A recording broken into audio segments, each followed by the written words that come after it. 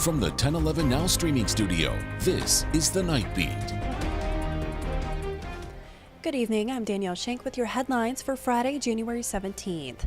The man charged with the 2023 murder of 76-year-old Larry Cole made his first court appearance today. 46-year-old Alaric Hardin faces first-degree murder and weapons charges. Court documents say that during a welfare check, police found a barricaded home smelling of gas with Hardin, who had been drinking for several days. They discovered Larry Cole's body covered in blankets with about 30 stab wounds and blunt force trauma. DNA on a knife led to Hardin's arrest. His bond is set at $2 million. LSO is releasing details about a fatal accident north of Waverly where a 36-year-old subcontractor died after falling through plywood at a construction site. Deputies say the man believed the wood was secure, but it flipped when he stepped onto it, causing him to fall at least 10 feet onto concrete. He was pronounced dead at the scene. Lawmakers are considering a bill that would lower the age for child arrests from 13 to 11. According to the Nebraska Examiner, Senator Merv Reapy is expected to introduce the legislation, though the timeline is unclear. The bill also proposes reducing the age for charging minors as adults from 14 to 12 for serious crimes. The legislation aims to give courts more authority to detain juveniles for safety. And 50 new bills and a constitutional amendment were also proposed today. Highlights include LB 397, which would roll back some workplace safety committees.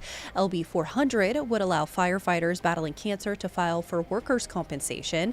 LB 424 seeks to limit property tax increases. And LR 20CA would allow sports betting at licensed racetracks.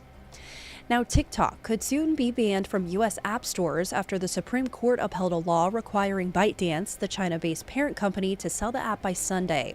The court ruled the First Amendment doesn't apply, citing national security concerns. President Biden and President-elect Trump have said they won't enforce the ban, leaving it up to companies like Apple and Google to decide whether to comply. The U.S. government could still pass a law to delay or overturn the decision.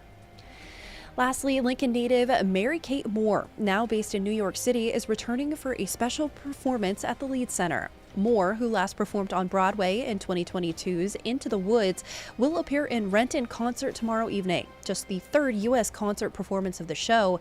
She describes returning to the Lead as a full-circle moment.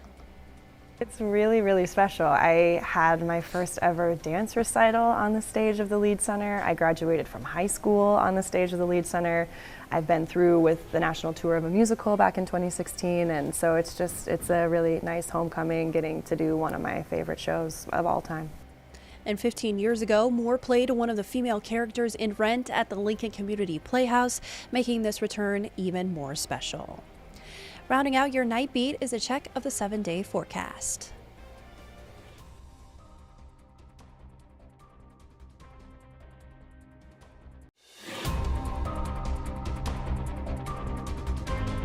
You've been listening to The Night Beat.